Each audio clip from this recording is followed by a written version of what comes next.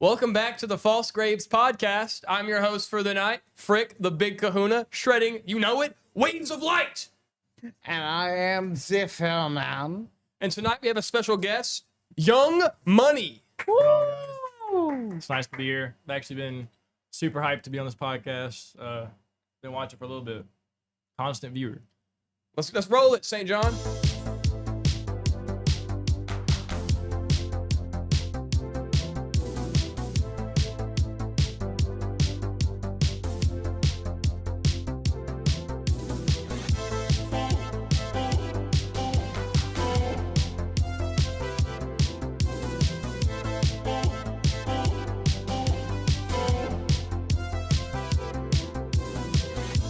The moon and star come to me through fire and war. So once again, the podcast is sad to announce that St. John, he has come down with the whooping cough, and he's whooping away in his own home currently. And the light bringer himself, aka Baby Doo, is spreading the light in Vegas. So send your sparks that direction. So Young Money, welcome to the podcast. How are you tonight? What's going on, man? It's a good night, bro. I'm feeling it. Right. And so, Young Money, how'd you come across this name? Young Money. So it's a little deep. I ain't gonna lie. We get deep around here. To get to the true meaning behind Young Money, you need to put an equal sign between young and money, because I feel like youth is worth more than money, honestly. So it's like, I want to spend my youth. Wait. I don't want to interrupt you, but you said youth is worth more than money, but you put an equal sign in between it. All right, let's see what you're saying. That being youthful is equal to wealth. It's right. divisible. It depends on how you use the youth or the money. Right. I feel like you can use youth a lot better than you can use money. And what has brought that thought process upon you? I just I feel like, I don't know why, I feel like I'm gonna die young, so I just want to do whatever I can to, spread light while I'm here. Spreading light. And you know what? That's actually what we're about on this podcast, as I'm sure you know as an active listener. And Sure. To you, what does the light look like to you? What is the light? Well, light is heaven. And the way to get to heaven is, there's lots of ways, well, there's really only one way, but I think light is heaven. And if I can bring people to heaven, that's bringing light. Right, bringing people to heaven. There's also, the contention you could bring heaven to people. And that's what we're kind of doing. We're taking that light and we're doing our best to spread it throughout the cosmos. One Furman episode aired at a time. Furman, so I'm aware that you came across Young Money when you were deep in the Amazon, as you find yourself often. Well, back in 1776, it was very legal to go ahead and take people like him. They would have a mustache, and then they could go ahead and, they could whiplash. I mean, it wasn't that hard. I mean, honestly, jingle, jingle, little gold in front of them. So you're saying that you acquired Young Money through slave trade? I'm just saying, Bitcoin used to mean a little bit more than it is right now. This Jitla Jane got me out the mud, bro. That's all I know. Oh, so you're saying that you were in a muddy puddle of darkness, and the Furman helped guide you out of it? He arrived, and there was no more mud. Oh, wow. Well, of course The not. dirt was washed off. An unhappy slave, I mean, a man fixture, is an unhappy man fixture. The Dark Bearer has said, wow, a new guest every week. This is actually these two times we've had guests have been really rare, honestly. Having both St. John and Baby Doo out of the building has really opened up the floor to some new voices to share light. But I promise you next week it'll be business as usual. But for tonight, we're going to, alongside the Furman and Young Money, we're going to explore a few different topics of light. And I say we start off by addressing a couple of celebrity deaths and talk about the light that they spread while they were on Earth. Number one being Dolly Parton. Now, I wasn't a huge fan of Dolly Parton. Obviously, I was aware of who she was and a lot of different things about her. A couple songs, a couple of things she had done. She What about you guys? donated books to fucking kids that could not read. That woman was a saint with a double Don't cave. I'm gonna be honest. I actually had no clue who she was. I've heard the name before, but it's like, what did Dolly Parton do to make her so famous? Dolly Parton made an entire amusement park just about her, like 3 movies. Then afterwards decided to go ahead and put kids that are at risk for fucking dyslexia and shit like that. She delivered books for their parents to read to them at night. So you're saying she used her wealth, as a conduit for the light she wanted to spread. Hell, I really, I think that when you get as big as Dolly Parton did, the chances that the Hollywood darkness grabbing a hold of you happening skyrocket. So I really hope that she wasn't one of those. Well, But there's a couple different theories out there speculating that maybe she's going to be Taylor Swift's baby, like the queen of the Queen of England. When she died, people were speculating the same thing about her. I understand. But that's neither here nor there. well, I mean, like, Hold on, guys, hold on. You got some comments? Oh yeah. The Dark Bear wants to ask a question. We're going to pause this topic. He wants to know how Young Money acquired his wealth at such a young age. So this is actually a funny story, how I acquired my wealth. It's the earrings, isn't it? No, I acquired my wealth from going to my sister's farmland, and I seen this little puppy running around. I was like, yeah, I need that. I went up to him. He looked me in my eyes. I was like, bro, this is all I need right here. I define this as wealth.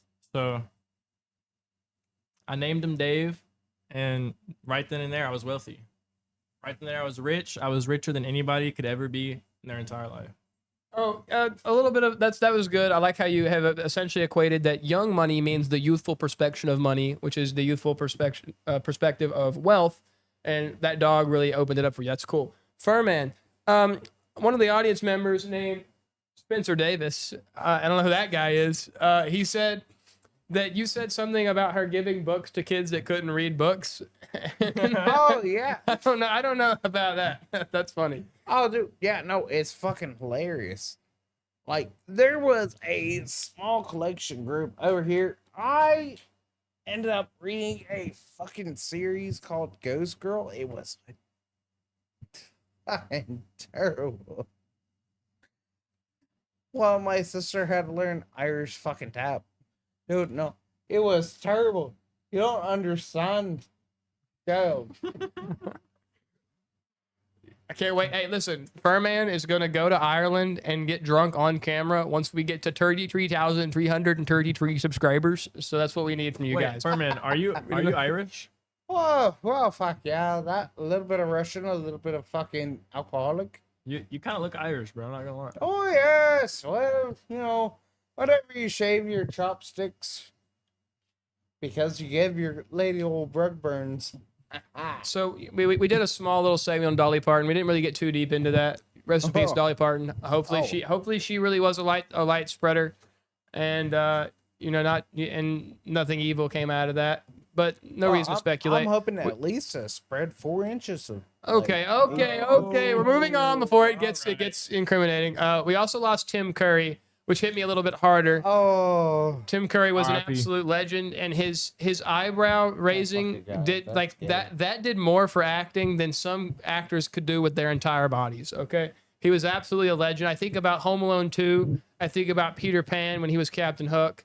I think about all of the random things he has been in, and also Pennywise, in the original It. He was just a straight up madman. He did everything. Comedy, horror. He was on a 2-part episode of Criminal Minds, which he said was like the hardest thing for him to do, being a serial killer, which lets me know he probably has a lot of light in him. Tim Curry brought light to a lot of people, and dude, he was a cool guy. I bet. End up watching oh god, what's it called? Fern Gully. No, I don't know what that is. Oh, buddy. You want to hear some of the best Tim Curry singing? Oh, he was a singer also? I didn't know that. I mean, I heard him singing like in a couple of the things he was in just because it was a part of the bit, but I didn't know he actually sang. Oh no, he sang. All right. Well, not you learn more every day. Dude, but he had some fucking vocals on him. Bro, I didn't know he was Pennywise. I remember watching the original It, And You wouldn't know. I just didn't? figured out that he was Pennywise. I did not know that. That's crazy. I love finding out an actor played somebody that's like majorly impactful to your young adult life. Like finding out that J.K. Simmons plays the guy on Invincible, or finding out that Jack Black was Kung Fu Panda. Which if you didn't know that off rip, that's probably on you. Oh, dude. And what's even funnier is like Jack Black, he has been typecasted so hard. Yes, but here's the thing: he was typecasted correctly. Agreed. He was, especially for Nacho Libre. Nobody else could have done what he did in that movie. I don't know. I think Will Ferrell would have been a good Nacho Libre. No, he would I have think been. he He would have been a different Nacho Libre. Sure, but he still would have been a really good one. That would have been like Nardo Libre. Like he would have been. That would have been a completely different movie. It would have been good, but not as good. Francis! I feel like that's kind of how he would portray it. We've got a comment about, he says, and I quote, young dog owner. I don't know if that's messing with your perception of money, but I mean, youth equaling money. I find that so interesting. Do you think that the older you get, the less wealth that you're going to carry with you naturally? Is that kind of what you're getting at here? Yes. Can it not also equal? No. No. So it's not about the age itself. So just the spirit. it depends on how you use your youth. If you use it correctly, then when you're older, it's gonna come back. It's gonna remain with you the whole Stupid. time. Right. And Stupid. what's stupid about that? Oh, well, I mean, weird question. When has a market ever crashed? I don't know, in the last 10 years. When has a market crashed? Yeah. Not too familiar with markets. Not gonna lie. Well, also, what does that have to do with Hey, you heard it here first, folks. Young Money is not affiliated with markets. Yeah, I'm out the market game, bro. He get bread other he ways. tried that. He tried that, and it was killing his youth. So he said, "I'm out of here." I that think would be the issue making. That would be the issue. here's something I think is interesting that actually corroborates what you have to say, and that's that in the Bible it says, Jesus's words were, "Be like these children," not like don't be immature, but continue to cultivate your youthful spirit, because that's the lens that you should look at the world through. That's the most innocent and pure, and that's light right there. For sure. And also, you're gonna feel pains that you've never felt before when you turn 50. You know what I'm saying? So staying active and making sure that your body is healthy while you're young, and like that's important. Though the body may deteriorate, the brain doesn't have to go with it. Even though for some people that does happen. Speaking of deteriorating brains and things going awry, something pretty crazy that's gone down recently I felt necessary to discuss. There has been a major trial about a woman who killed her 3 kids.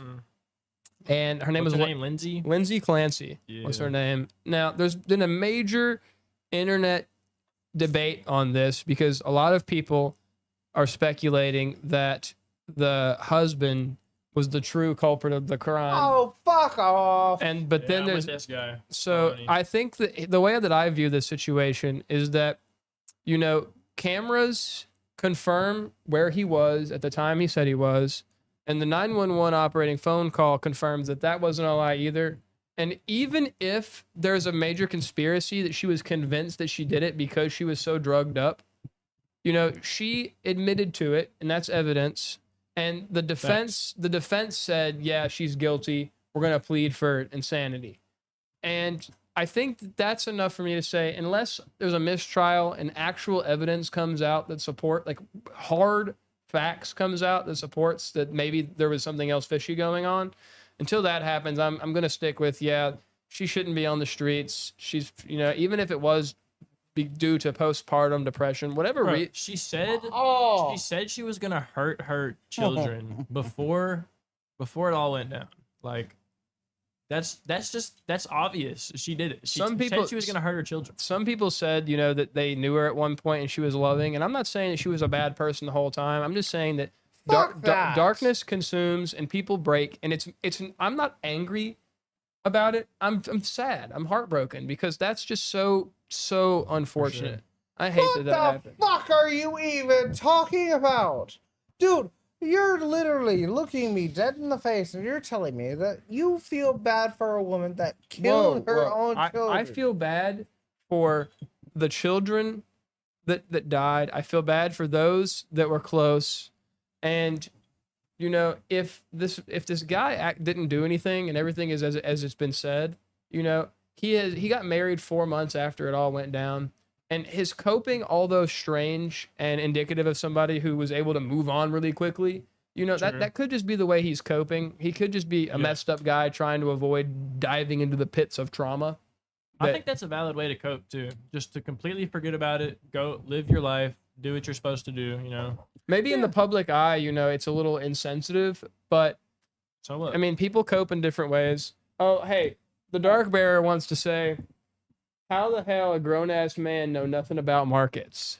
Well, Dark because he's too busy stabbing their fucking children in the back of their head. He's not stabbing children. Yeah, listen, Let's not Dark push Bear, that. bro. What? So, you know, there's other ways to get bread besides staying in your gaming chair 24 hours a day and looking at the market, seeing if it's going to go up or down. Okay, just because your mom goes in there and wipes your ass for you when you need to take a dump, all right, doesn't mean that I don't get bread. So, come on. And even then, you know, his idea of bread is a little bit different. You know, his bread comes from breaking bread with his homies, and that kind So of bread true. can't be true. bought or sold.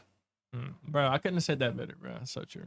So I think that it's really comes down to perspective for you. I agree. I also have an intrinsic hatred of money, not because I'm lazy, but because, you know, people look at money and think money makes things happen, and I don't want money to be what makes things happen in my life. I want to give that to the big man upstairs. Furman, Straight up. how do you you know, you seem to feel pretty strongly about this Lindsey Clancy situation. You know, obviously the death of 3 children coming around, there is a righteous anger to be invoked. It's like, why has this come to pass? What conditions have come around and been, you know, inflicted upon these people to make this happen? You know, Well, because you know people, you know, they fall into darkness, and you know that's the kind of thing that it grips you with its claws, and you make horrendous mistakes, and you do egregious things. You know that happens to a lot of people. Not everybody's killing their kids. Obviously, this is a darker case. But my point still stands that, you know, the system that we're in is breeding stuff like this all the time. It's not just this one isolated incident. But you can never use that. You can never say that or use that as an argument, because killing your children, you can't forgive that, bro. And like with us, with God, of course, that's forgivable. But any human that forgives her, what is wrong with you? 1 second. She- Before we start, Bible fights. All right, continue. Well, this isn't necessarily a Bible fight. What he's saying is this. He's saying that people, obviously it's an unforgivable act that has occurred. And, you know, I understand that. Mm-hmm. The point is, it's not your place to judge her, but you 100% can say, this is dark. This is evil. This is not light. And I don't think that I'm on this, in that regard, I don't think she should be in society. She should be in jail or a mental institution. Mm-hmm. And I think that the death penalty shouldn't be on the table. I don't know that she deserves to die for having a psychosis episode and going berserk, you know? I agree. I don't think it's our place to take somebody's life or judge, but she definitely should be in prison for the rest of her life. She should be locked up. If you were put on a stand and you were asked, do you forgive this woman? What would you say? Well, No, you fucking retard. No, hell no. Hold on. so I don't care. obviously I've talked on the podcast before about a man who he was in court and he was confronting the person who killed his daughter. And he said, you know, you've made it very difficult for me to live up to what I believe. You know, all these people up here hate you. They're saying hateful things to you. I'm not one of them. I forgive you. And you know something? Insane. He's the only guy that got a reaction out of the guy. That guy, everybody else was hating him, spewing things at him, and he was just kind of like, did not faze him. But the moment that guy said something, and his goal wasn't to hate him, but to say something that just might change his life, because it's not up to him whether or not he goes to heaven or hell. He did that for him. Now, I'm not saying that I'm just going to go around saying yes, we can forgive shit like this all the time. No, it's not good, obviously. But if it comes to asking me, do I forgive her? I don't know her. What kind of forgiveness would that be? It's not coming from a place. I'm not directly affected. All I can say is that I hope that wherever she is for the rest of her life, I hope that somehow in this deep, deep, deep pit of darkness that she's in, that the light finds her some way. Because God changed a lot of people who were murderers and they turned their ways. So who's to say that when the smoke clears and the water is less murky, she couldn't be one of them? Okay, so you brought up a point. You were like, well, I don't really know her. I can't really, doesn't really involve me. All right, so what if it was your wife and your kids, and your wife murdered your 3 children that you love dearly, and then you were put up on the stand? Ding, ding, ding. No one's gonna Bible fight. So nobody's actually gonna ask me on the stand, do you forgive your wife? Because that's insensitive. Okay, like what if they did though? Eventually I'm going to have to do as I am prescribed and forgive. But that doesn't mean I have to come into contact with her ever again. It just means that I have to let go of that in my heart and give that to God. Because no matter how big it is, if you give it to God, and that's your foundation, you're gonna move on, and you're gonna find something in it it's a story that you can use. Because if something that big happens to you and you're able to forgive and try to do your best to pull some light out of it, when you tell that story to other people, the things they have going on might seem a little less significant to them. And what if that that brings light to their life? And that's really the goal. Having a story is a major part of being able to talk people into seeing, the dropping the scales from their eyes and seeing that things could be a little more simple than they're making it out to be. All right, come on. I'm never gonna follow that mindset, but I do respect it because, I mean, I couldn't do that. I feel like that'd be insanely hard for me to do. Well, the only reason that I do it is because it's been done for me. And one more thing on the Bible before we move on. It says that whatever you bind on earth will be bound in heaven, and whatever you loose on earth will be loosed in heaven. So that's kind of what I'm operating on here. I'm saying I have been forgiven much, so I should give as well, even if it doesn't make sense. I respect that. Let he who has not sinned cast the first stone. I'm not going to cast any stones. Bitch, I live in today. a glass house and I got nothing but rocks. Fuck them. So we've really blazed through these first few topics tonight. Let's get into something a little bit deeper here. Enes, freedom. He is a basketball player who is trying to join the WNBA. Have you heard about this, Furman? Oh, dude, it's the fact that they're not